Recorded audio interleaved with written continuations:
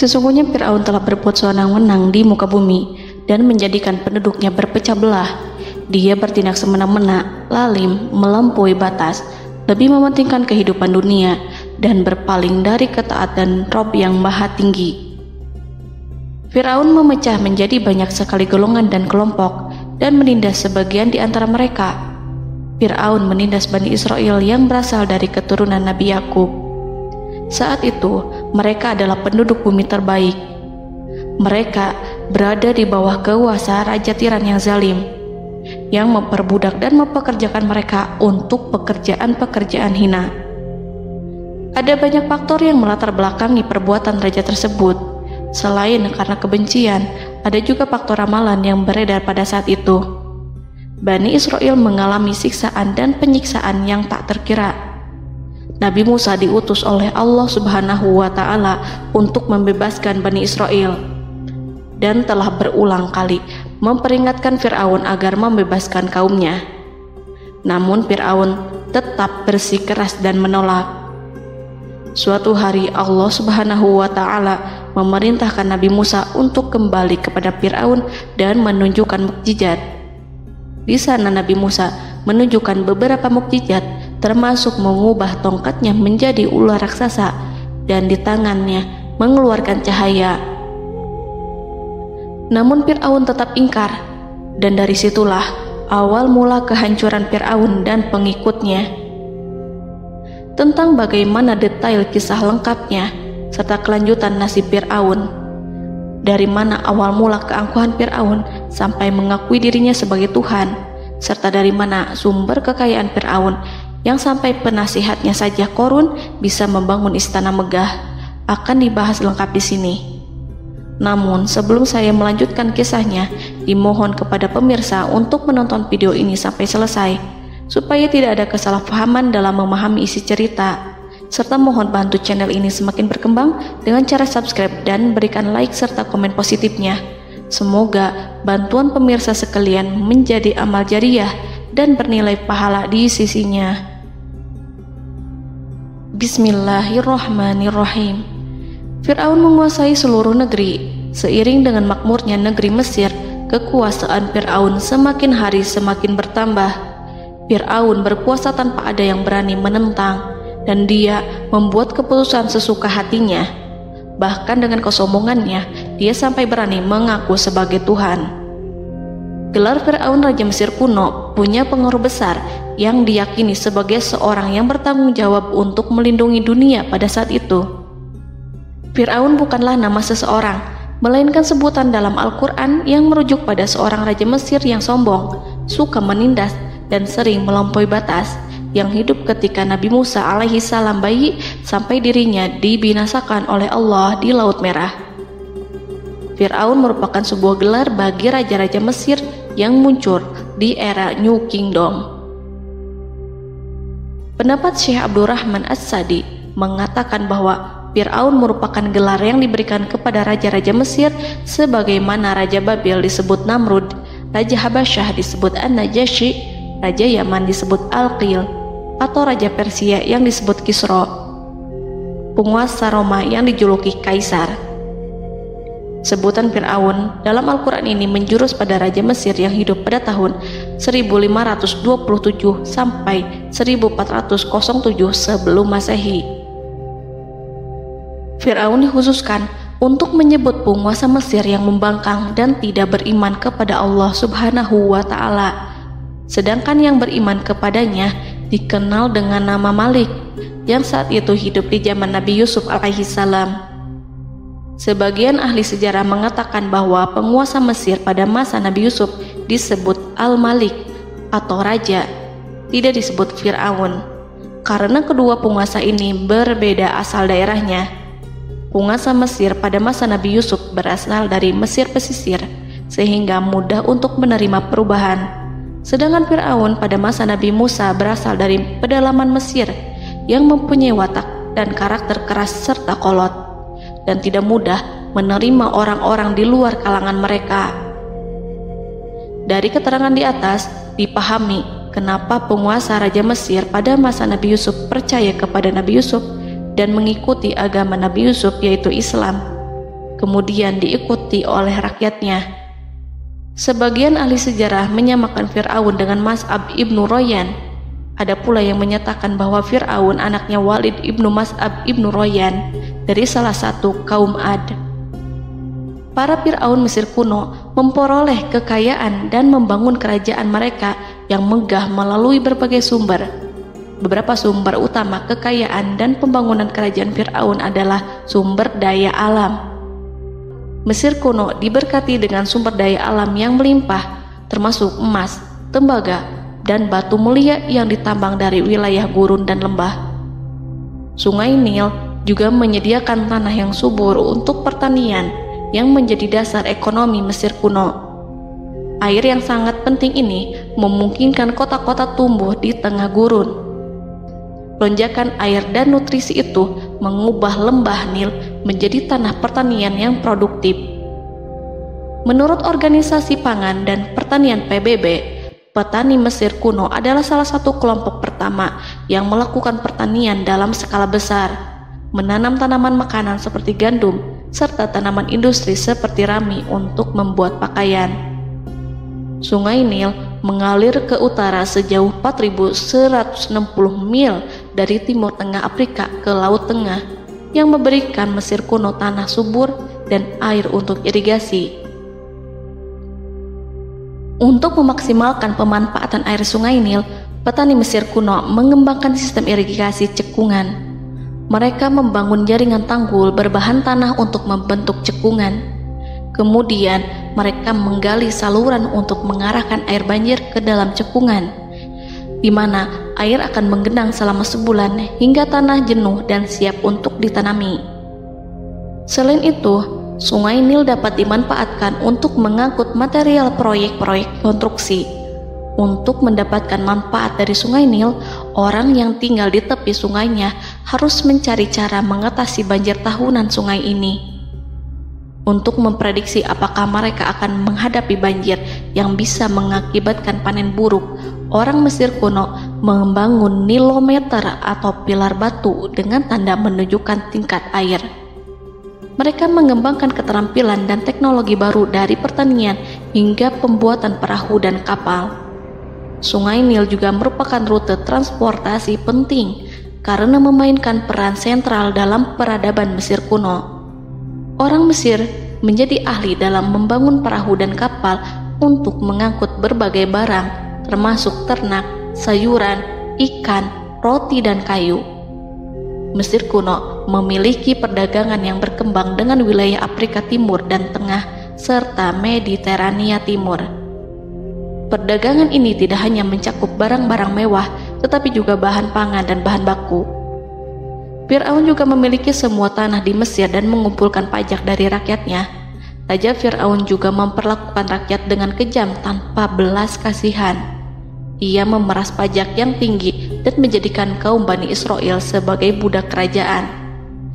Mereka juga menerima upeti dari negara-negara yang dikalahkan atau ingin menjaga hubungan baik dengan Mesir. Bahkan Fir'aun juga memiliki proyek konstruksi untuk membangun struktur megah seperti piramida, kuil, dan monumen yang tidak hanya menunjukkan kekuasaan dan kekayaan mereka, tetapi juga berfungsi sebagai pusat administrasi dan agama. Proyek-proyek ini seringkali menggunakan tenaga kerja dari rakyat yang bekerja selama musim banjir. Kekayaan dan kerajaan megah Fir'aun merupakan hasil dari pengelolaan sumber daya yang efisien, eksploitasi sumber daya alam, dan kebijakan ekonomi yang cerdas. Ini semua mencerminkan kemajuan teknologi, organisasi sosial, dan kekuatan politik Mesir kuno. Kekayaan para Fir'aun Mesir kuno memang sangat luar biasa dan telah menjadi topik penelitian dan kekaguman selama berabad-abad. Fir'aun juga dikenal karena kehidupan mewah mereka. Sebagai penguasa Mesir kuno, Fir'aun hidup dengan kekayaan dan kemewahan yang hampir tak terbayangkan, yang mencerminkan kekuasaan dan status mereka. Mereka menghiasi diri mereka dengan aksesoris yang rumit dan gemerlap, serta mengenakan simbol otoritas dan kekuasaan tradisional. Dan Allah memberikan kepada Fir'aun berupa istidratuhul afiyah, yakni hidup sekian lama tanpa pernah merasakan sakit. Allah Subhanahu wa Ta'ala mengaruniai Fir'aun untuk bisa hidup selama 400 tahun tanpa sakit. Tentu hal tersebut sudah menjadi kehendak Allah Subhanahu wa Ta'ala, maka tidak ada satupun manusia yang bisa menghalangi, bahkan bagi seorang Fir'aun sekalipun yang terkenal dengan kezalimannya. Namun dengan karunia-Nya yang diberikan Allah tersebut bukannya menjadikan Fir'aun sebagai manusia yang bersyukur, tetapi malah membangkitkan kesombongan dan kesesataannya. Dan puncak kesombongan Fir'aun juga dicatat Al-Quran sebagai penguasa tangan besi dan manusia yang pernah mengaku Tuhan. Aku adalah Tuhan kalian yang maha tinggi. Quran Surat An-Najiat ayat 24. Fir'aun hidup selama 446 tahun. Selama hidupnya, Fir'aun memiliki tubuh yang sehat dan bugar tanpa pernah mengalami sakit, meski hanya berupa pusing atau flu sekalipun. Fir'aun bahkan tidak pernah merasakan kelelahan. Fir'aun tidak pernah merasakan perihnya lapar, kerongkongannya tidak pernah tersentuh panasnya dahaga. Seandainya dalam semalam saja Fir'aun dilanda sakit berupa pusing atau demam, maka ia akan sibuk untuk mengurus dirinya sendiri dan tidak berpikiran untuk mengaku bahwa ia adalah Tuhan. Hal ini pun dijelaskan dalam kitab Ihya Ulumuddin Al-Qut Al-Qulub oleh Imam Al-Ghazali. Sesungguhnya yang menyebabkan Fir'aun sampai berani mengatakan, "Aku adalah Tuhan kalian yang maha tinggi," hal ini disebabkan karena ia mengalami masa sehat dalam hidupnya yang begitu lama. Kekejaman Raja Fir'aun diikuti dengan kesombongannya. Ia enggan bersyukur atas kemakmuran yang dianugerahkan Allah Subhanahu wa Ta'ala. Ia justru menjadikan negeri Mesir penuh dengan kemusyrikan. Sungguh, dia Fir'aun termasuk orang-orang yang berbuat kerusakan, dan kami hendak memberi karunia kepada orang-orang tertindas di bumi, dan hendak menjadikan mereka pemimpin dan menjadikan mereka orang-orang yang mewarisi bumi. Dan kami teguhkan kedudukan mereka di bumi, dan kami perlihatkan kepada Fir'aun dan Haman bersama bala tentaranya apa yang selalu mereka takutkan dari mereka. Surat Al-Qasas ayat 1-6. Haman yang merupakan penasihat dan sekaligus pelaksana proyek pembangunan menara untuk Fir'aun yang ikut berkontribusi dalam kesesatan Fir'aun, dan dia juga yang menjadi aktor utama atas kezaliman Fir'aun yang nantinya memberikan nasihat kepada Fir'aun dan mendorongnya untuk menolak ajaran Nabi Musa alaihi salam. Faktor yang mendorong Fir'aun melakukan tindakan keji ini adalah Bani Israel yang mempelajari suatu hal yang mereka riwayatkan dari Ibrahim, bahwa suatu saat nanti akan lahir seorang anak Bani Israel yang akan menghancurkan kekuasaan Raja Mesir.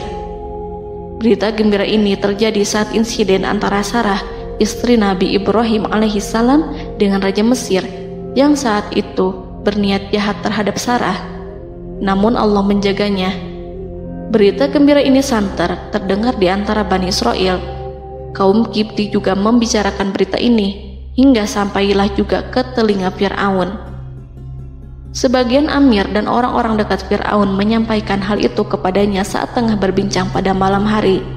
Waktu itu Fir'aun langsung menginstruksikan untuk membunuh seluruh anak laki-laki Bani Israel untuk mengantisipasi kelahiran anak yang dimaksud. Tapi apa boleh buat, kewaspadaan sama sekali tidak bisa menghindari takdir. Suatu ketika Fir'aun bermimpi seakan-akan api datang dari arah Baitul Maqdis lalu membakar semua rumah Mesir dan seluruh kaum Kipti. Namun, api tersebut tidak membahayakan Bani Israel. Saat bangun, Fir'aun merasa takut oleh mimpi itu. Ia kemudian mengumpulkan seluruh paranormal dan tukang sihir. Fir'aun bertanya kepada mereka terkait mimpi itu. Mereka berkata, akan lahir seorang bayi laki-laki dari kalangan Bani Israel yang akan menghancurkan penduduk Mesir. Sebab itulah Fir'aun memerintahkan untuk membunuh anak laki-laki dan membiarkan hidup anak perempuan. Fir'aun sangat mewaspadai agar Musa tidak lahir, hingga menunjuk sejumlah laki-laki dan dukun beranak berpatroli memeriksa para wanita hamil dan mendata waktu kelahiran mereka. Jika ada yang melahirkan anak laki-laki, si bayi langsung disembelih oleh para algojo seketika itu juga. Allah berfirman, kami mengilhamkan kepada ibu Musa, susuilah dia Musa, jika engkau khawatir atas keselamatannya, hanyutkanlah dia ke sungai Nil dalam sebuah peti yang mengapung. Janganlah engkau takut dan janganlah pula bersedih. Sesungguhnya kami pastikan mengembalikan kepadamu dan menjadikan sebagai salah seorang rasul. Surat Al-Qasas ayat 7. Pada saat itu, ibu Musa yang bernama Ayarika, ada juga yang menyebut Ayah Zakat, merasakan kesedihan yang amat dalam dan sudah mengantisipasi sejak pertama kali mengandung Musa. Kehamilannya ini memang tidak terlihat. Harun lahir pada tahun ketika hukuman mati bagi lelaki tidak berlaku, sementara Musa lahir pada tahun di mana bayi laki-laki harus dibunuh. Saat melahirkan, ibunya mendapat ilham agar Musa kecil diletakkan di dalam peti yang diikat dengan tali. Rumahnya tepat di hulu sungai Nil. Ia menyusui Musa, kemudian ketika khawatir pada seseorang, ia meletakkan Musa di peti itu, lalu dilepaskannya ke lautan, sementara talinya tetap dipegang. Setelah semua orang pergi, ia tarik kembali peti itu. Namun suatu hari, ibu Musa melepaskan peti itu, tetapi dia lupa tidak mengikatnya dengan tali, sehingga peti berisi Musa kecil itu hanyut bersama aliran sungai Nil hingga melintas tepat di depan istana Fir'aun. Selir-selir Fir'aun itu memungut peti dalam kondisi tertutup rapat. Mereka tidak berani membukanya. Peti itu kemudian diletakkan di depan istri Fir'aun, Asiyah binti Muzahim. Ada pendapat yang mengatakan bahwa Asiyah berasal dari Bani Israel dari keturunan Musa. Saat membuka penutup peti dan menyingkap tirai penutupnya, Asiyah melihat wajah Musa kecil memancarkan sinar-sinar nubuah kemuliaan. Begitu melihatnya, Asiyah langsung jatuh hati dan sangat mencintainya. Saat Fir'aun tiba, ia berseru, "Apa ini?" Kemudian ia memerintahkan untuk menyembelihnya, tetapi sang istri meminta agar bayi tersebut diberikan kepadanya. Sang istri berkata, "Dia adalah penyejuk mata hati bagiku dan bagimu." Fir'aun menimpali, "Iya, bagimu, tapi bagiku tidak. Aku tidak memerlukan bayi itu." Petaka memang selaras dengan tutur kata. Kata-kata istri Fir'aun, mudah-mudahan dia bermanfaat kepada kita. Allah memberikan manfaat yang ia harapkan. Di dunia, Allah memberikan hidayah padanya melalui sosok Musa, dan di akhirat, Allah menempatkan dia di surganya karena Musa. Atau kita ambil dia menjadi anak. Keduanya pun mengadopsi Musa karena mereka berdua tidak punya anak. Perkataan Asiyah ini diabadikan dalam Al-Quran surat Al-Qasas ayat 9. Dan berkatalah istri Fir'aun, "Ia adalah penyejuk mata hati bagiku dan bagimu. Janganlah kamu membunuhnya. Mudah-mudahan ia bermanfaat kepada kita, atau kita ambil ia menjadi anak, sedangkan mereka tidak menyadari." Dalam ayat ini Allah Subhanahu wa Ta'ala berfirman yang artinya, sedangkan mereka tidak menyadarinya. Ibnu Katsir menjelaskan maksud dari ayat ini, mereka tidak mengetahui apa yang dikehendaki Allah, bahwa di tangan anak itulah terjadinya kehancuran masa depan Fir'aun dan bala tentaranya. Mereka tidak mengetahui hukuman besar Allah yang dikehendaki terhadap Fir'aun dan pasukannya. Mereka tidak tahu bahwa Allah menakdirkan mereka untuk memungutnya. Saat Musa tinggal di kediaman Fir'aun, pihak keluarga ingin menyusuinya. Namun Musa tidak mau menerima susu wanita manapun. Ia juga tidak mau makan, hingga mereka dibuat bingung karenanya. Mereka berusaha sebisanya untuk memberi Musa makan, namun Musa tidak mau. Seperti yang Allah sampaikan dalam surat Al-Qasas ayat 12. Dan kami cegah dia Musa menyusu kepada perempuan-perempuan yang menyusuinya sebelum itu. Mereka kemudian mengirim Musa bersama para dukun beranak dan sejumlah wanita ke pasar. Mungkin Musa mau menyusu pada seorang wanita di sana. Saat semua orang berdiri di hadapan Musa, saudari Musa melihatnya. Ia tak memperlihatkan sikap seakan-akan mengenal bayi yang sebenarnya adalah adiknya. Mereka kemudian pergi bersama saudari Musa itu ke kediaman Musa. Musa kecil kemudian digendong ibunya untuk menyusui bayi itu. Bayi yang tidak lain adalah anaknya sendiri, langsung menyusu dengan lahap. Melihat hal itu, mereka merasa sangat puas dan gembira. Mereka pun melaporkan peristiwa yang sangat menggembirakan itu kepada Asia. Asia meminta agar perempuan yang tidak lain adalah ibunya Musa itu untuk menetap bersamanya dan memohon kebaikan serta kesediaannya. Namun, perempuan itu menolaknya seraya berkata, "Sesungguhnya aku mempunyai suami dan anak-anak yang tidak bisa aku tinggalkan. Akan tetapi, aku siap melakukan jika bayi itu dibawa kepadaku ke rumahku." Akhirnya Asia mengutus ajudan kerajaan untuk menyerahkan bayi itu kepada ibunya Musa untuk disusui secara rutin. Asia kemudian memberikan berbagai macam fasilitas kepada ibu Musa, berupa biaya nafkah sehari-hari, pakaian-pakaian bagus, dan beberapa hadiah istimewa yang lainnya sebagai kompensasi upah menyusui bayi itu. Akhirnya, Musa kecil kembali ke pangkuan ibunya dan berada di bawah asuhannya. Allah telah menyatukan kembali bayi yang bernama Musa itu dengan ibunya sendiri. Fir'aun tidak akan menyangka jika Allah telah mempersiapkan sesuatu yang besar lewat kehadiran Musa kecil di kerajaannya. Sang raja bengis lagi terpedaya oleh banyaknya pasukan yang dimiliki, kekuasaan, dan luasnya kerajaan yang maha agung yang tak terkalahkan, dan takdirnya tak bisa ditentang.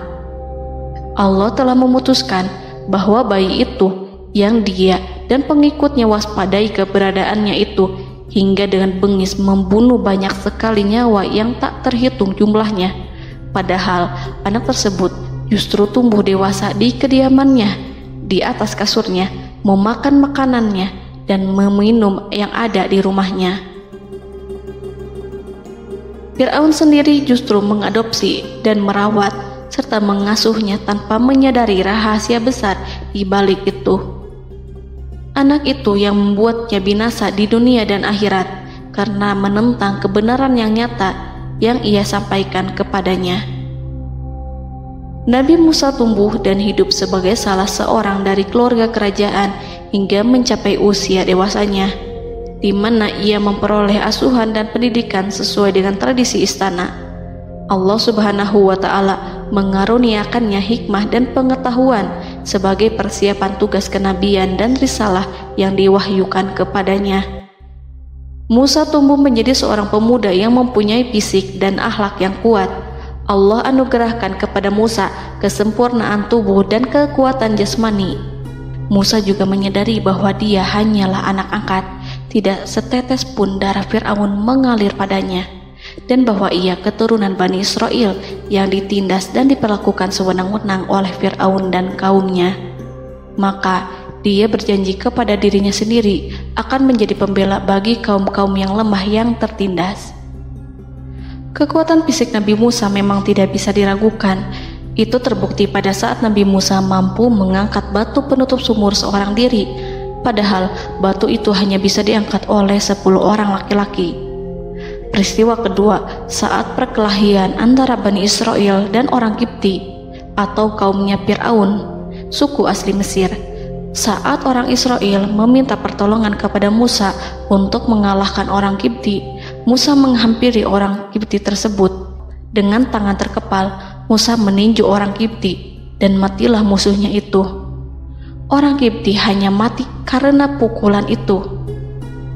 Musa tidak sengaja dan tidak bermaksud untuk membunuh orang Kipti. Musa hanya berniat membuatnya jera.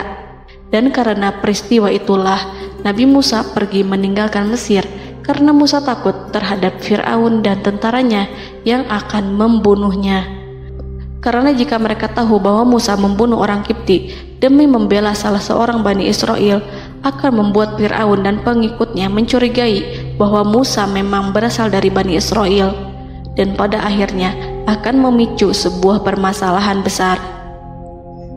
Dan pada waktu yang sudah ditentukan oleh Allah, sekitar 10 tahun Nabi Musa meninggalkan Mesir. Pada akhirnya Allah mengamanahkan dia sebagai seorang rasul. Allah anugerahkan kepadanya hikmah kenabian dan pengetahuan di usia 40 tahun. Allah perintahkan Musa kembali ke Mesir untuk menghadapi Fir'aun dan mengajak dia mengakui Tuhan semesta alam. Tugas ini penuh dengan bahaya, mungkin bisa membuat Musa kehilangan nyawa, tetapi menuruti perintah Allah itu mutlak baginya. Ditemani oleh saudaranya Harun untuk membantunya membenarkan perkataannya. Lidah Musa cedal karena bara api yang pernah diletakkan di lidahnya saat Fir'aun hendak menguji akalnya setelah menarik jingat Fir'aun hingga berdarah. Fir'aun bermaksud untuk membunuhnya. Asyah mengkhawatirkan Musa lalu berkata, dia masih kecil. Fir'aun kemudian menguji Musa dengan meletakkan buah dan bara api di hadapannya. Musa kecil hendak bermaksud meraih buah-buahan, tetapi tangannya dialihkan oleh malaikat. Lalu Musa mengambil bara api dan ia letakkan di lidahnya. Lidahnya cedal karena bara api ini. Musa meminta kepada Allah agar kekakuan yang ada di lidahnya dihilangkan sebagian, sebatas agar kata-katanya bisa dipahami, dan tidak meminta untuk dihilangkan secara total, karena para rasul hanya meminta sebatas yang diperlukan. Pergilah kamu kepada Fir'aun, karena dia benar-benar telah melampaui batas, maka berbicaralah kamu berdua kepadanya dengan kata-kata yang lemah lembut. Mudah-mudahan dia sadar atau takut. Quran Surat Toha ayat 42-43. Ini merupakan sifat santun dan kasih sayang serta rahmat Allah terhadap makhluknya, meski Allah mengetahui kekafiran dan kesewenang-wenangan dan kesombongan Fir'aun. Bersama Harun, Musa mendatangi Fir'aun setelah menemui beberapa rintangan yang lazim ketika akan menemui raja pada waktu itu. Pertemuan Musa dan Harun juga dihadiri oleh beberapa anggota pemerintahan dan penasihat. Bertanyalah Fir'aun kepada mereka berdua, siapakah kalian berdua ini? Musa menjawab, kami Musa dan Harun adalah pesuruh Allah agar kamu membebaskan Bani Israel dari perbudakan dan penindasanmu dan menyerahkan mereka kepada kami agar mereka menyembah kepada Allah dengan leluasa dan menghindari siksaanmu. Fir'aun segera mengenal Musa dan berkata kepadanya, bukankah engkau Musa yang sudah kami asuh sejak bayimu dan kami asuh dalam istana sampai usia remajamu dan mendapat pendidikan serta pengajaran yang menjadikan engkau pandai? Dan bukankah engkau yang melakukan pembunuhan terhadap diri daripada seorang dari golongan kami? Sudahkah engkau lupa terhadap itu semua dan tak ingat akan jasa kami kepadamu? Musa menjawab, bahwasannya engkau telah mengurus aku sejak kecil. Itu bukanlah jasa yang dapat kamu banggakan, karena jatuhnya aku pada tanganmu akibat dari kekejaman dan kezalimanmu tatkala engkau memerintah agar orang-orangmu menyembelih setiap bayi laki-laki yang lahir, sehingga ibuku membiarkanku mengapung di sungai Nil dan aku dipungut oleh istrimu, sehingga selamatlah aku dari pengejaranmu dan penyembelihanmu. Dan kebaikan yang engkau sebutkan itu sebanding dengan perlakuanmu terhadap sebuah suku bangsa besar, yaitu Bani Israel secara keseluruhan, karena engkau telah menindas dan menjadikan mereka budak-budak untuk melayanimu. Dan mengenai pembunuhan itu merupakan kehilafanku, lalu aku lari darimu karena aku takut kepadamu. Namun peristiwa itu merupakan rahmat dan hikmah yang terselubung bagiku, sebab dalam perantauanku setelah aku melarikan diri dari negerimu ini, Allah Subhanahu wa Ta'ala mengaruniakanku dengan hikmah ilmu dan mengutus aku sebagai rasul. Maka dalam rangka tugasku sebagai rasul, datanglah aku kepadamu atas perintah Allah untuk mengajak engkau dan kaummu untuk menyembah Allah dan meninggalkan kezaliman serta penindasanmu terhadap Bani Israel yang kau pekerjakan dan perbudak mereka untuk melakukan pekerjaan dan melayanimu. Fir'aun bertanya, siapakah Tuhan yang engkau sebut-sebut itu, hai Musa? Adakah Tuhan di atas bumi ini selain aku yang patut disembah dan dipuja? Musa menjawab, ya, yaitu Tuhanmu dan Tuhan nenek moyangmu, serta Tuhan alam semesta. Fir'aun bertanya, siapakah Tuhan alam semesta itu? Musa menjawab, ialah Tuhan langit dan bumi, dan segala yang ada di langit dan di bumi.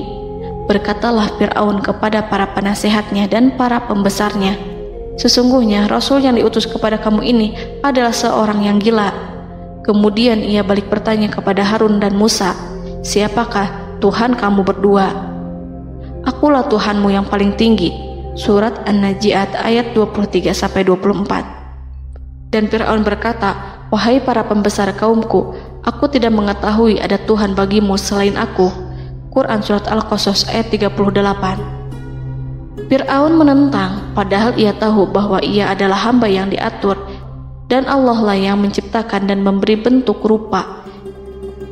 Dan mereka mengingkarinya karena kezaliman dan kesombongannya, padahal hati mereka meyakini kebenarannya.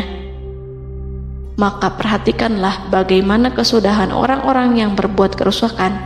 Quran Surat An-Naml ayat 14. Fir'aun beralih memakai kekuasaan dan wibawa yang ia miliki. Fir'aun berkata, jika engkau menyembah Tuhan selain aku akan memasukkanmu ke dalam penjara. Musa berkata, apakah engkau akan melakukan itu sekalipun aku tunjukkan kepadamu suatu bukti yang nyata? Fir'aun menjawab, tunjukkanlah sesuatu yang nyata itu. Maka Musa melemparkan tongkatnya. Tiba-tiba tongkat itu menjadi ular besar, dan Musa mengeluarkan tangan dari dalam bajunya. Tiba-tiba tangan itu menjadi putih bercahaya. Saking ketakutannya hingga membuat Fir'aun terkena diare. Dalam sehari lebih dari 40 kali buang air. Namun Fir'aun sebagai raja yang mengaku Tuhan tentu tidak akan begitu saja menyerah kepada Musa, walaupun telah diperlihatkan 2 mukjizat. Bahkan Fir'aun berkata kepada kaumnya yang dikhawatirkan terpengaruh oleh mukjizat Musa, bahwa apa yang dilakukan Musa merupakan sihir, dan Musa Harun adalah ahli sihir yang datang dengan maksud menguasai Mesir. Salah satu penasehatnya, yaitu Haman, mengusulkan agar mengumpulkan semua ahli sihir dari berbagai penjuru kerajaan untuk bertanding mematahkan sihir Musa, yang tanpa pikir panjang Fir'aun setujui. Fir'aun pun berkata kepada Musa, apa yang kau bawa ini adalah sihir. Kami akan melawanmu dengan sihir yang sama. Fir'aun pun kemudian meminta Musa untuk bertemu pada waktu dan tempat yang disepakati, dan langsung disetujui Nabi Musa tanpa ragu sedikit pun. Inilah salah satu tujuan terbesar Musa untuk memperlihatkan ayat-ayat hujah dan bukti-bukti nyata Allah di hadapan halayak ramai. Dengan berbekal pertolongan Allah, Musa yakin akan menang melawan para ahli sihir itu. Maka pada waktu yang sudah ditetapkan, yakni pada permulaan hari, saat cahaya matahari mulai terik menyengat, sehingga kebenaran akan terlihat terlebih jelas dan nyata, orang-orang berbondong-bondong menuju tempat yang sudah ditentukan untuk melihat pertandingan sihir yang sudah dihadiri ribuan tukang sihir. Menurut Muhammad bin Ka'ab, mereka berjumlah 80.000 ahli sihir. Mereka sudah dijanjikan hadiah dan uang yang besar jika berhasil mengalahkan Musa. Para penyihir istana berkata, wahai Musa, apakah engkau yang mau lebih dahulu ataukah kami? Musa menjawab, silahkan kalian lebih dahulu. Maka ketika tali-tali dan tongkat-tongkat ahli sihir dilemparkan, tiba-tiba berubah menjadi seakan-akan ia merayap cepat karena sihir mereka. Ada rasa takut yang menyelimuti hati Musa, takut jika orang-orang terkena fitnah sihir dan tipu daya mereka. Namun Allah langsung menguatkan Musa dan berkata, yang diabadikan dalam Quran Surat Toha ayat 65-69. Janganlah engkau takut, sungguh engkaulah yang unggul, dan lemparkanlah apa yang ada di tangan kananmu, niscaya ia akan membuat. Apa yang mereka buat itu hanyalah tipu daya tukang sihir belaka, dan tidak akan menang tukang sihir itu dari manapun ia datang. Saat Musa melemparkan tongkat, tongkat itu berubah menjadi ular besar yang memiliki kaki, berleher besar, dan bentuk yang menakutkan, hingga semua orang lari dan menjauh. Ular itu kemudian menelan tali-tali para tukang sihir dengan satu persatu dengan gerakan super cepat. Semua orang melihatnya dengan penuh keheranan, sementara para tukang sihir mereka tercengang dan bingung kala melihatnya. Mereka melihat sesuatu yang sama sekali tidak pernah terlintas di benaknya dan juga berada di luar bidang yang mereka kuasai. Saat itulah mereka tahu pasti bahwa yang mereka lihat itu bukanlah sihir, sulap, khayalan ilusi ataupun kebohongan semata, tetapi sebuah kebenaran yang hanya bisa dilakukan oleh Yang Maha Benar, yang mengutus mukjizat tersebut dengan benar. Allah menyingkap tabir kelalaian dari hati mereka, menyinarinya dengan petunjuk yang Ia ciptakan dan menyingkirkan gumpalan keras di hatinya. Mereka segera bertaubat dan tunduk sujud kepadanya. Dengan lantang mereka mengatakan kepada semua yang hadir tanpa memperdulikan hukuman ataupun siksaan apapun, "Kami beriman kepada Rob seluruh alam, yaitu Tuhannya Musa dan Harun." Fir'aun yang congkak dan sombong tentu sangat marah dengan apa yang disaksikannya itu. Ketika melihat ahli-ahli sihirnya begitu cepat menyerah dan mengakui kekalahan kepada Musa, bahkan menyatakan beriman kepada Tuhan Musa dan Harun. Tindakan itu dianggapnya sebagai pelanggaran terhadap kekuasaannya dan penentangan terhadap ketuhanannya dan merupakan tamparan bagi kewibawaannya. Fir'aun berkata kepada mereka, "Apakah kalian telah beriman kepada Musa sebelum aku memberi izin? Kenapa kalian tidak terlebih dahulu bermusyawarah kepadaku sebelum melakukan tindakan keji di hadapan rakyatku ini? Dia itu pemimpinmu yang mengajarkanmu sihir, dan bukankah ini adalah persengkongkolanmu terhadapku? Musa dapat mengalahkan kamu sebab ia mungkin merupakan guru dan pembesar yang mengajari sihir kepadamu, dan kamu telah mengaturnya, dan sandiwaramu ini tak akan kubiarkan. Akan kupotong tangan dan kakimu secara bersilang, dan sungguh aku akan salib kamu pada pangkal pohon kurma sebagai balasan dan hukuman atas pengkhianatanmu ini." Walaupun melihat langsung kebenarannya, Fir'aun tetap tidak percaya. Dia tidak suka keyakinan para penyihir terhadap Musa. Para penyihir itu yang telah mengakui keimanan mereka kepada Allah tak merasa gentar ataupun takut, karena ketika para tukang sihir itu sujud, mereka melihat rumah dan istana-istana di surga yang telah dipersiapkan untuk mereka. Semuanya dirias untuk menyambut kedatangan mereka. Karena itu, mereka tidak peduli dengan ancaman Fir'aun. Setelah peristiwa kekalahan penyihir Fir'aun dengan mukjizat Nabi Musa itu, Fir'aun serta penasihat dan para pembesarnya, termasuk Haman, merencanakan penindasan yang lebih kejam untuk kaum Bani Israel dan merencanakan pembunuhan terhadap Nabi Musa. Fir'aun khawatir jika gerakan Musa tidak dipatahkan akan mengancam kerajaan dan kewibawaannya yang mengaku sebagai Tuhan. Walaupun sudah diingatkan oleh orang mukmin dari kalangan keluarga Fir'aun agar tidak membunuh Nabi Musa dan menyeru kembali menuju jalan yang benar dan mengingatkan kepada akibat yang buruk yang akan didapati nanti, namun Fir'aun dan penasihatnya tetap berada pada kesesatan. Sebagai balasannya, Allah menghukum Fir'aun dan penduduknya dengan kekeringan dan penyakit yang bertahun-tahun karena menolak Rasulnya. Mereka dilanda banjir bandang, darah yang bercampur dengan seluruh air yang ada. Setiap kali mereka akan mengambil air, baik air sumur ataupun air sungai Nil, pasti akan berubah menjadi darah segar. Serbuan belalang pun tidak bisa mereka hindari. Belalang menghinggapi tanaman hingga tak menyisakan satupun buah, daun ataupun rumput. Serangan hama dan wabah katak juga mengerumuni mereka hingga berjatuhan di makanan, wadah-wadah, sampai-sampai ketika ada yang membuka mulut untuk makan ataupun minum, pasti ada katak yang jatuh di situ. Semua hukuman itu hanya menimpa Fir'aun dan pengikutnya, sama sekali tidak menimpa Nabi Musa dan Bani Israel. Namun mereka tidak belajar ataupun berubah, mereka tetap saja kafir dan hanyut dalam kejahatan. Setiap kali Allah timpakan hukuman kepada Fir'aun dan pengikutnya, mereka bersumpah dan berjanji kepada Musa untuk beriman. Namun ketika hukuman itu dihilangkan, mereka ingkar janji berpaling dan kembali kepada keburukan seperti sedia kala.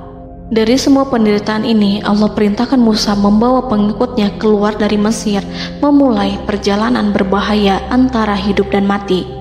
Setelah mengetahui keberangkatan Nabi Musa dan Bani Israel, Fir'aun bersama tentaranya bergerak untuk membantai mereka.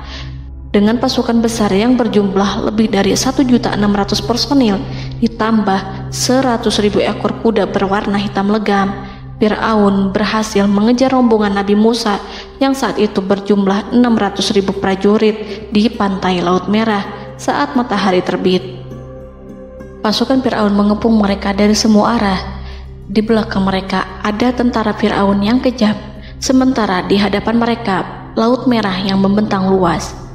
Kala situasi kian genting dan Fir'aun beserta seluruh pasukannya mendekat dengan kesungguhan hati, diperkuat dan persenjataan, juga dengan amarah dan kedengkian, penglihatan tidak menetap mengarah ke suatu tujuan, dan hati naik menyesak sampai ke tenggorokan.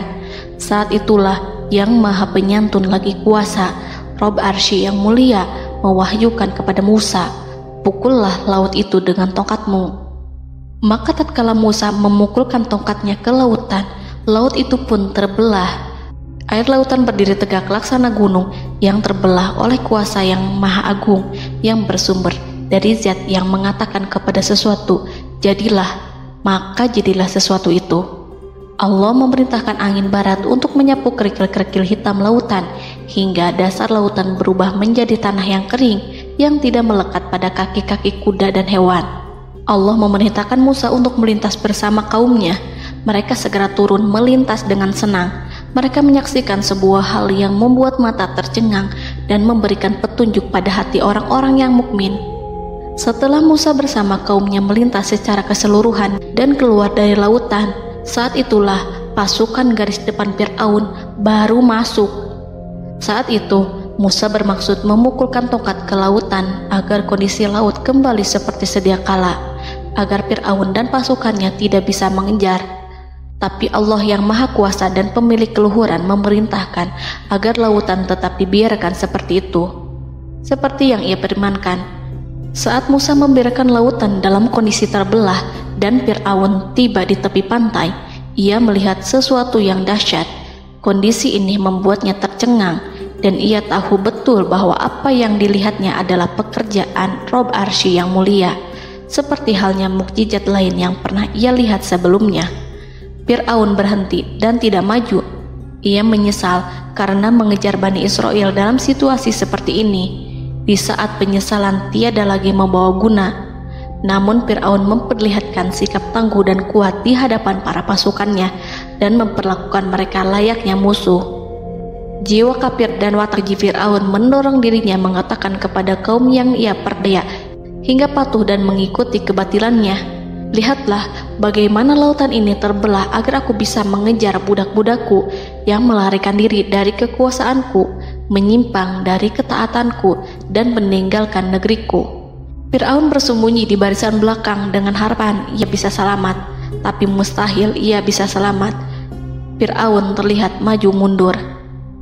Dan pada kesempatan itu, Jibril menampakkan diri dalam wujud seorang penunggang kuda perawan, lalu melintas di hadapan kuda jantan yang ditunggangi oleh Fir'aun. Kuda yang ditunggangi Fir'aun meringik menghampiri kuda yang ditunggangi Jibril. Fir'aun kemudian masuk ke dalam lautan hingga mendahului kuda dengan tangkas dan cepat. Fir'aun tidak menghindari mara bahaya dari dirinya ataupun mendatangkan manfaat. Mereka segera menyusul hingga semuanya berada di lautan. Setelah bagian depan hendak mencapai tepi, Allah memerintahkan Musa melalui wahyu untuk memukul lautan dengan tongkat. Musa memukul lautan dengan tongkat. Lautan kembali menyatu seperti sedia kala dan menenggelamkan mereka semua. Tak seorang pun yang selamat. Allah menggambarkan tentang bagaimana Fir'aun didengkot orang-orang kafir Kipti tenggelam. Gelombang besar sesekali turun dan sesekali naik membawa Fir'aun. Bani Israel melihatnya dan juga pasukannya, seperti apa siksa dan petaka besar yang Allah timpakan kepadanya dan juga pasukannya, agar Bani Israel senang dan lega. Saat Fir'aun menyaksikan kematian dan mulai sakarat, ia kembali kepada jalan kebenaran dan bertaubat, serta beriman pada saat keimanan tiada lagi membawa guna. Seperti yang Allah sampaikan dalam ayat yang lain, sesungguhnya orang-orang yang dipastikan mendapat ketetapan Rabb-Mu tidaklah akan beriman meskipun mereka mendapat tanda-tanda kebesaran Allah hingga mereka menyaksikan azab yang pedih. Quran Surat Yunus ayat 96-97. Seperti itulah Musa mendoakan keburukan pada Fir'aun dan golongannya agar harta benda mereka dibinasakan, hati mereka diikat sehingga mereka tidak akan beriman hingga melihat siksaan yang pedih, yaitu ketika keimanan tidak ada lagi membawa guna bagi mereka, sekaligus sebagai penyesalan bagi mereka. Allah berfirman kepada Musa dan Harun saat keduanya mengucapkan doa tersebut, sungguh telah diperkenankan permohonan kamu berdua. Quran Surat Yunus ayat 89. Siksaan yang ditimpakan kepada Fir'aun dan pasukannya ini merupakan jawaban atas doa Musa dan saudaranya Harun. Dalam hadis riwayat Imam Ahmad, Rasulullah Shallallahu Alaihi Wasallam bersabda, saat Fir'aun berkata, aku percaya bahwa tidak ada Tuhan melainkan Rabb yang dipercaya Bani Israel, Jibril berkata kepadaku, wahai Muhammad, andai kau melihatku saat mengambil pasir lautan, lalu aku sumpalkan ke mulutnya karena khawatir jika rahmat menghampirinya. Ibnu Abbas dan lainnya mengatakan, sebagian Bani Israel meragukan kematian Fir'aun, bahkan ada yang menyatakan bahwa Fir'aun tidak mati. Allah kemudian memerintahkan lautan untuk mengapungkan jasad Fir'aun.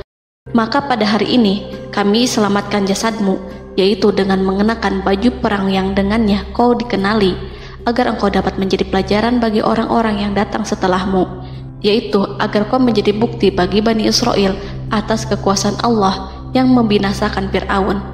Karena itu, sebagian salaf membaca, kemungkinan yang dimaksud adalah kami menyelamatkan jasadmu beserta baju perangmu agar kau menjadi pelajaran bagi orang-orang setelahmu dari kalangan Bani Israel, dan mereka tahu bahwa kau telah binasa. Wallahu a'lam.